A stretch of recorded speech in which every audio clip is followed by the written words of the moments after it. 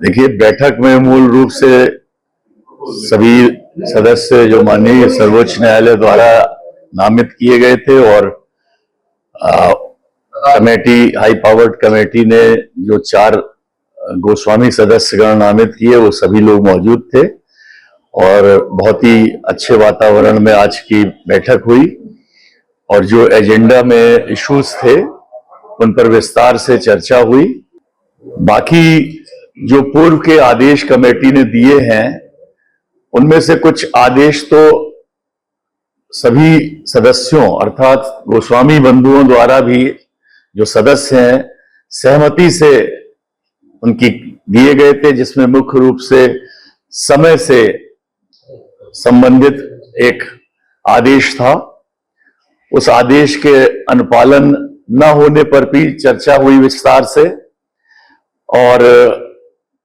उसका अनुपालन भी किया गया। ये भी विषय कमेटी के सम्मुख आज आया और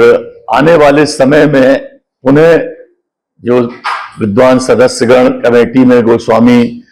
पक्ष से हैं उन लोगों ने भी उस पर चर्चा करने के उपरांत कमेटी को पुनः आश्वस्त किया है कि आने वाले समय में अगले 3 तारीख से कमेटी को पूरा भरोसा है, आश्वासन भी दिया है कि समय जो निर्धारित किया गया है उसी अनुसार दर्शन प्रभु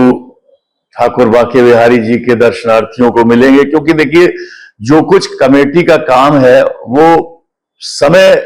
और दर्शनार्थियों के लिए क्या प्रबंधन होना है, मुख्य रूप से हम लोग का फोकस भी उसी बिंदु पर है। सुविधाएं जो दर्शनार्थियों को मिलनी चाहिए उस पर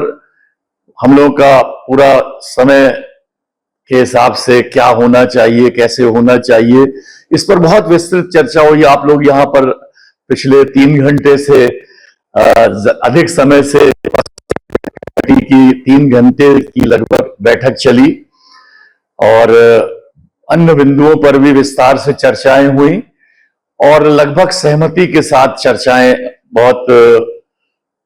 प्रगतिशील रूप से आज कार्य प्रणाली चल रही है और गोस्वामी गण बंधु भी ये समझेंगे कि वास्तव में बिहारी जी की सेवा ही एकमात्र उद्देश्य है। सेवा समय के अनुसार अगर हो तो दर्शनार्थियों को और अच्छे ढंग से दर्शन होंगे और जो व्यवस्थाएं हैं और सुचारित रूप से क्रियान्वित होंगी। इन्हीं बातों पर विशेष रूप से आज का समय बढ़ाया था कमेटी ने, कोई गोस्वामी पालन नहीं कर रहा समय का, उसी पर पूरी चर्चा करी आपने। उसका नहीं, उस पर समय पर कार्य करने का और निर्धारित समय के अनुसार पुनः मंदिर में दर्शन करने का जो अपेक्षा की गई है और जो आदेश दिया गया है उसका अनुपालन करने का आश्वासन पुनः गोस्वामी बंधुओं ने दिया है। और अब हम लोग यही चाहते हैं कि समय के अनुसार ही कार्य हो और बाकी कुछ बिंदु ऐसे थे जिन पर पुनः चर्चा करने का ये हुआ कि इस पर और विचार किए जाएं और विचारोपरांत अगली निश्चित तिथि, चूंकि कुछ एजेंसीज भी आई थी आज जिन्होंने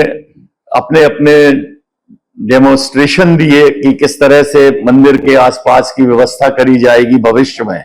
डिजाइन कैसी होनी चाहिए, उस पर भी बहुत विस्तृत रूप से उन्होंने अपना पक्ष रखा है। अलग अलग एजेंसीज आज 3 आई थी। सभी ऐसी एजेंसीज हैं जो इंटरनेशनल लेवल पे विदेशों में भी काम कर रही हैं। एक एजेंसी थी जिनका मंदिर प्रांगण और मंदिर के कॉरिडोर से संबंधित अनेकों, उन्होंने दर्जनों मंदिर, देश के बड़े बड़े मंदिरों का वो कार्य कर रहे हैं। इसी तरह एक दिल्ली की फर्म थी, तो उनसे भी विस्तार से चर्चा हुई। बाकी बैंक के संबंध में, चूंकि ठाकुर बांके बिहारी जी की जो चढ़ावा चढ़ता है, जो उनसे संबंधित वैल्यूएबल चीजें हैं वो बैंकों में सुरक्षित रखी जाती हैं हर माह, तो उनका भी विस्तार से चर्चा करने के उपरांत ये पाया गया कि कुछ अधिक बैंक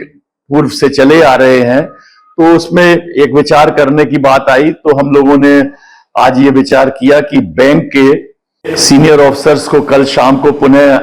हम लोग बैठेंगे। मिश्रा जी हमारे जो सदस्य महोदय हैं,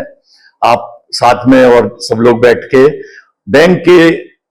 जो कार्य प्रणाली है उसके संबंध में भी चर्चा करेंगे कि कितना धन किस बैंक में है, कितना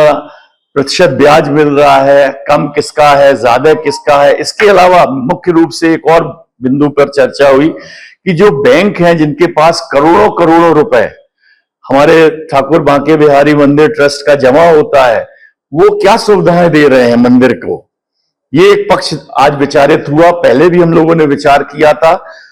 प्रारंभ में ही बैंक के सीनियर अफसर्स को बुलाया था, उनसे चर्चा की थी, उनसे अपेक्षा की थी कि वो अपना जो भी योगदान दर्शनार्थियों के लिए और व्हील चेयर है, टॉयलेट की फैसिलिटी है, ड्रिंकिंग वाटर है, अन्य व्यवस्थाएं हैं, उनमें उनसे अपेक्षा थी। लेकिन खेद का विषय है कि बैंक वालों ने नहीं दिया, तो इसलिए हम लोगों ने त्वरित कार्रवाई के लिए कल ही शाम को पुनः इसी प्रांगण में बैंक के सारे सीनियर ऑफिसर्स को बुलाया है, जिसकी सूचना आज डिस्ट्रिक्ट मजिस्ट्रेट के माध्यम से उन्हें दी जाएगी, कल सुबह दे दी जाएगी और उनसे पूछा जाएगा कि उन्होंने क्यों नहीं अभी तक जो अपेक्षित उनके द्वारा ठाकुर बांके बिहारी जी की सेवा में